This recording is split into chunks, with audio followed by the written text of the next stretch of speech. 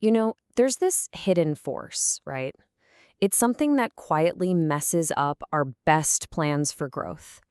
It's a cognitive bias that every single one of us falls for. And it usually sounds a little something like this. Yeah, that phrase right there. You might hear it in Spanish, but the meaning, it's totally universal. This is good enough. And that phrase, it feels so pragmatic, doesn't it? But it's actually a progress killer. It's like the sound of a door slamming shut on opportunity. And it's one of the most common traps you'll find in any organization, big or small. Come on, I bet you've heard that, right? Maybe it was that voice in your own head, or maybe it was in a meeting, that moment when someone just says, look, it works, let's just move on. That exact feeling, that settling for good enough, that's what we're going to dive into. So let's call it what it is, the good enough trap. And believe me, once you're in it, it is so hard to see a way out. It feels safe, It promises stability. But what it really is, it's a cage built out of mediocrity. And here's the really sneaky part. The danger isn't that we're consciously deciding to be average. Nobody does that. It's more like a subconscious drift. This good enough mindset, it stops us dead in our tracks before we can even ask the most important question, could this be great? It just silences curiosity and puts getting it done way ahead of doing it right. Okay, so this feeling, it's not some new age business buzzword. To really get it, we need to give it a proper name, a formal diagnosis.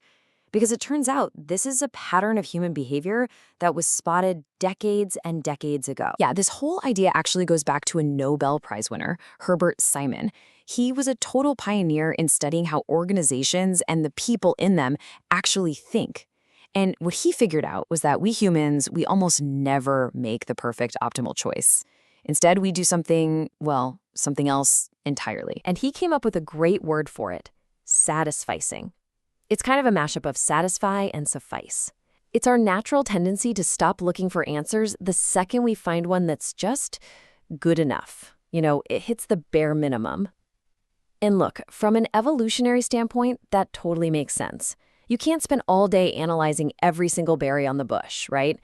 But in the modern workplace, man, this mental shortcut becomes a huge chronic problem. So how do you actually spot this satisficing thing out in the wild?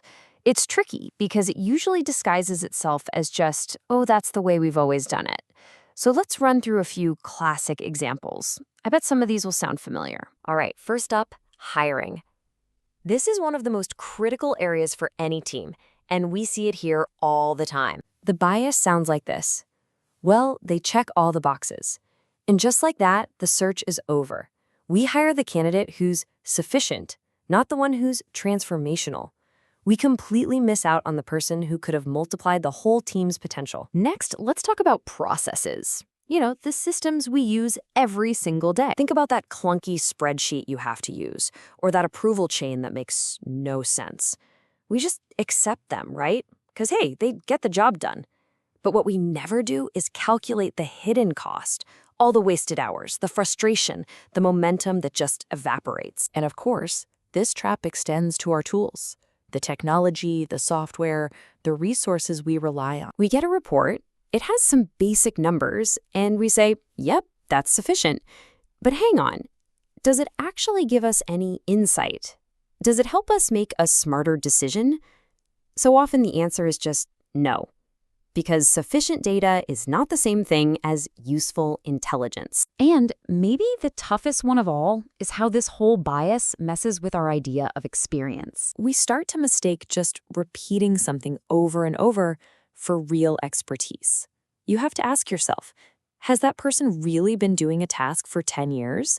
Or have they just repeated their first year of experience 10 times over?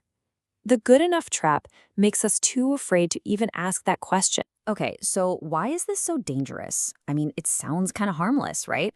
Well, it's because this bias is a master of disguise. It almost never looks like a problem. In fact, most of the time, it feels like a really efficient solution. So here's the real conflict, right here. The disguise, it looks like efficiency, pragmatism, just getting things done. But the reality? It's a trap. It's a slow, quiet erosion of your standards.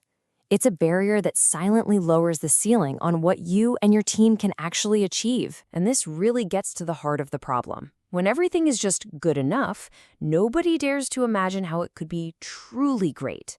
A culture of sufficiency, it kills aspiration. It creates an environment where if you suggest a better way, you're seen as disruptive or annoying, not valuable. An innovation, no way it can survive in that kind of soil. But hey, it's not all doom and gloom. Here's the good news. You can absolutely fight back. And escaping this trap doesn't mean you need some massive company-wide revolution. It starts with small, deliberate actions. It starts with your slice of change, your path to improvement. It's a pretty straightforward path, really, just 4 steps. First, you've got to name the bias. When you hear someone say, "It's good enough," call it out. Even just in your own head, say, "That's satisficing." Second, make the invisible visible. Ask the question, what are we really losing by accepting this? Third, design space to rethink. And this can't just be when there's a crisis. It has to be a regular habit. And finally, number 4, reward improvement, not just simple compliance. Celebrate the people who push for better, not just the ones who check the box. This last thought really says it all, doesn't it?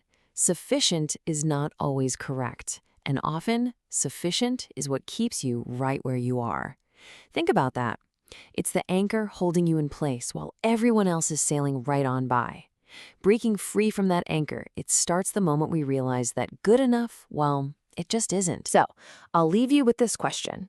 In your work, on your projects, even in your own personal development, where is that voice of good enough keeping you stuck? Because just being able to spot it, that's the first step to finally escaping the trap.